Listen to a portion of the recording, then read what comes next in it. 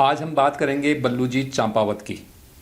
बल्लूजी चंपावत के बारे में मैं बता दूं कि बल्लूजी चंपावत ने अमर सिंह राठौड़ का शव लाद करके और घोड़े से आगरा किले से छलांग लगा दी थी। बल्लूजी चंपावत के लिए स्वर्गीय आईवान सिंह जी ने एक दोहा लिखा है, जलम्यो केवल एक बार परणी एक नार, लड़ियो मरियो कोल पर एक बड़ दो दो बार।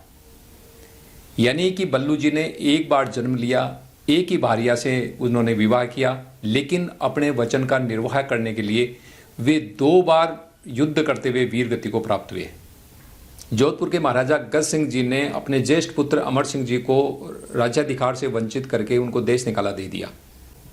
उसके बाद जब अमर सिंह जी मारवाड़ छोड़ करके जाने लगे, तब वहाँ पर बल्लूजी चंपावत और भाव सिंह कुंपावत 2 ऐसे सरदार थे जिन्होंने कहा कि हम हमेशा अमर सिंह जी के साथ रहें और अब इनका बुरा वक्त है तो हम भी बुरे वक्त के अंदर साथ देंगे।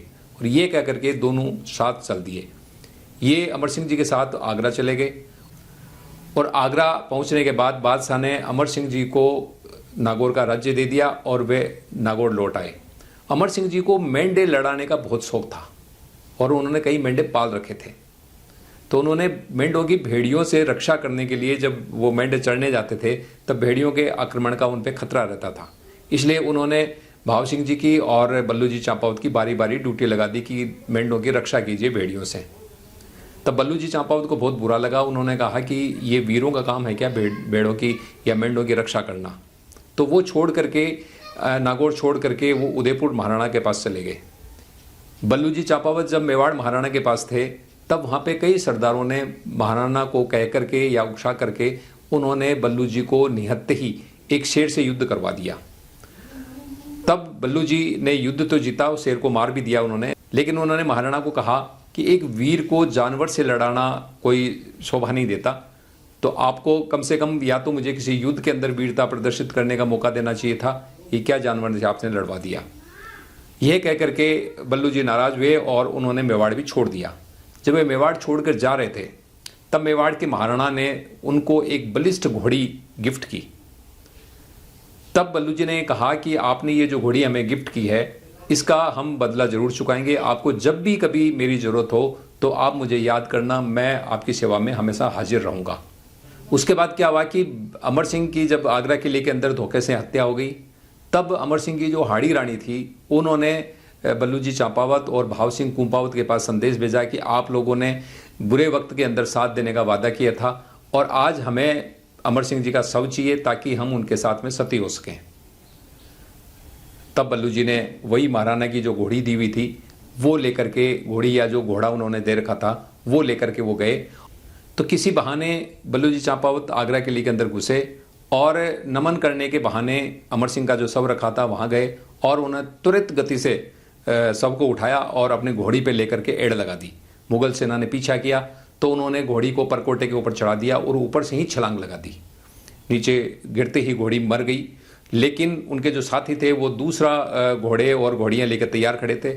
उन्होंने सब अपने साथियों को सौंपा और उन्होंने दूसरे घोड़े पर सवार होकर के जहाँ दर से गेट से मुगल सेना निकलने वाली थी और वहाँ जाके तैनात हो गए कि हम मुगल सेना का मुकाबला करेंगे। तब तक आप सहयोगियों को कहा कि आप ये सब लेकर रानियों के पास ले जाओ ताकि वो सती हो सके। तब मुगल सेना को रोकने के लिए बल्लू जी ने मुगल सेना के साथ युद्ध किया और वो वीर गति को प्राप्त हुए। तो आगरा के अंदर वीर गति को प्राप्त होने के कुछ साल बाद जब मुगल बादशाह के और मेवाड़ के महाराणा के मध्य देबारी की घाटी में युद्ध हुआ, तब भी कहते हैं कि वहाँ के सैनिकों ने देखा कि बल्लूजी चंपावत महाराणा की दी हुई उसी घोड़ी के ऊपर युद्ध के अंदर लीन है और वहाँ पे 2 लोगों ने दूसरी बार बल्लू जी को युद्ध करते हुए और वीर गति को प्राप्त होते हुए उन्होंने देखा। तो कहते हैं कि बल्लू जी के वहाँ पर भी दाह संस्कार किया गया था, पहले आगरा में दाह संस्कार किया गया था, लेकिन बल्लू जी का कहते हैं कि 3 बार दाह संस्कार हुआ। तो बल्लू जी का तीसरी बार दाह संस्कार क्यों हुआ ये जानिए योगेंद्र सिंह जी रणसी गांव से। बल्लू चंपावत के लिए एक मूंछ के बाल की कहानी और प्रचलित है, तो योगेंद्र जी वो मूंछ के बाल वाली क्या घटना थी? मैं ये बताना चाहूँगा, बल्लू दास जी गोपाल दास जी चंपावत के पुत्र थे और जैसा आपने पहले फरमाया कि वो एक बार तो आगरा में अमर सिंह राठौड़ का शव लाते हुए काम आए। उसके अलावा भी उनके बारे में ये प्रचलित है कि वो एक बार देबारी की घाटी में भी पुनः उनका जब आह्वान किया गया उदयपुर के राजा द्वारा, तब भी वो वहाँ लड़ाई करके काम आए। तो इस तरह से 2 बार तो वो काम आए। इसके साथ में ही जो सूरत सिंह जी उनके 4वीं-5वीं पीढ़ी में थे, उनको जब पता लगा कि आगरे के एक सेठ को उन बल्लू जी ने अपने मूछ का बाल देके और कुछ लोन वगैरह उस समय लिया था, कर्जा लिया था, तो जब उस सेठ ने उनसे तकादा किया इस बात का कि वो मूछ का बाल बल्लू जी का जो हो मेरे पास पड़ा है, आप इसे सहसम्मान ले जाइए, तो उनका जो भी कर्ज था वो तो उस सेठ ने नहीं लिया, पर फिर भी वो जब मूछ का बाल लेके आए सूरत सिंह जी, तो उस मूछ के बाल का भी हरसोलाव के अंदर, जो कि जागीरी का गांव है, बल्लू दास जी को मिला, वहाँ पर उस मूछ के बाल का भी दाह संस्कार हुआ। तो इस तरह से ये बल्लू दास जी के बारे में विदित है कि वो जन्मे तो एक बार, वीरगति उन्होंने 2 बार प्राप्त की और 3 बार उनका दाह संस्कार किया गया। 2 बार वीरगति प्राप्त होने पर और तीसरी बार उस मूछ के बाल का जो उनके संतति ने कर्ज से जो रखा हुआ था बढ़िया से लेके आए। तो ये देखिए, एक ये इतिहास पुरुष की का स्मारक है। अभी योगेंद्र जी, ये इसकी हालात ज़्यादा ठीक नहीं है। ये लग रहा है कि जिस ढंग से इसकी छत भी गायब हो गई, तो इसके पुनर्निर्माण की क्या योजना है?